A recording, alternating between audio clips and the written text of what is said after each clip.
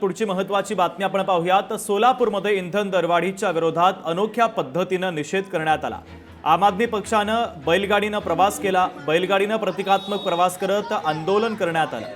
पदाधिकारी आणि कार्यकर्ते मोठ्या संख्येने या आंदोलनामध्ये सहभागी झालेले होते।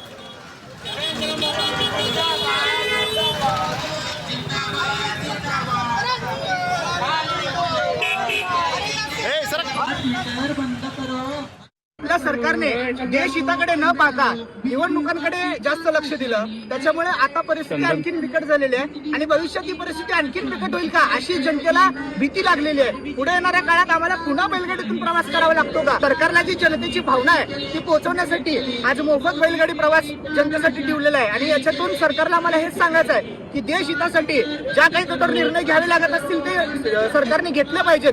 ट्रम्प समोर झुकती भूमिका न घेता देश हितासाठी त्यांनी कठोर ठाम भूमिका घेतली पाहिजे। पुढची महत्त्वाची बातमी, पंढरपूरमध्ये औषधाचा संप सुरू आहे। ऑनलाईन औषध विक्रीच्या विरोधामध्ये आता आंदोलन केलं जात आहे। ऑनलाईन औषध विक्री बंद करण्याची मागणी आता आंदोलकांनी केलेली आहे। पंढरपूरमध्ये औषध विक्रेत्यांनी आता संप सुरू केला आहे। ऑनलाईन औषध विक्रीच्या विरोधामध्ये हे आंदोलन आता केलं जात आहे।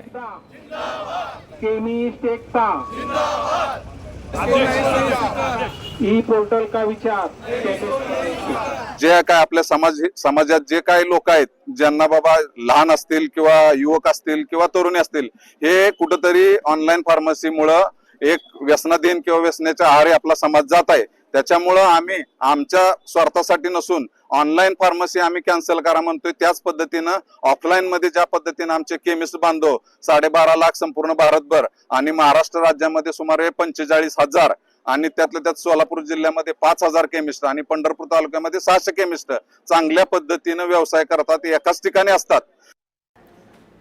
शिरूरच्या घोडेगावमधील आदिवासी प्रकल्प आता वादाच्या भोवऱ्यामध्ये सापडलेला आहे। प्रकल्प अधिकाऱ्याकडून पदाचा गैरवापर केला जातोय। विविध कामांमध्ये अनियमितता केल्याचा आरोप करण्यात आला, तर सरपंच आणि आदिवासी कार्यकर्त्यांनी गंभीर आरोप केलेले आहेत। प्रकल्प अधिकारी प्रदीप देसाईवर हे आरोप करण्यात आलेले आहेत। आता 15 एप्रिलला आम्हाला सांगण्यात आलं की 15 एप्रिलला मंत्री महोदयांकडे फाईल सहीला आहे, परंतु आज तागायत त्यांच्यावर कोणतीही कारवाई झालेली नाहीये। खरं तर वेळोवेळी शासनाची फसवणूक करत असलेले अधिकारी विधानसभा तारांकित प्रश्न उपस्थित झाल्यावर एकदा सांगतात की आळ्या आहेत, ज्यावेळेस प्रथम दर्शनी या ठिकाणी आळ्या निघतात त्यावेळेस सांगतात आळ्या नाहीयेत। अशी वेळोवेळी शासनाची फसवणूक करणाऱ्या अधिकाऱ्याला खरं तर प्रशासन का पाठीशी घालतंय हा खरं तर आम्हाला या ठिकाणी प्रश्न पडलेला आहे। सदरचे प्रकल्प अधिकारी हे वर लेवल पर्यंत त्यांच्या हात आहेत, त्याच्यामुळे अजूनही त्या प्रकल्प अधिकाऱ्यांवरती कुठल्याही प्रकारची कारवाई झालेली नाही। विशेष करून मी आपल्या निदर्शनात देतो की माननीय सचिव, माननीय मंत्री यांच्याकडे वारंवार आम्ही खरं तर गेलो।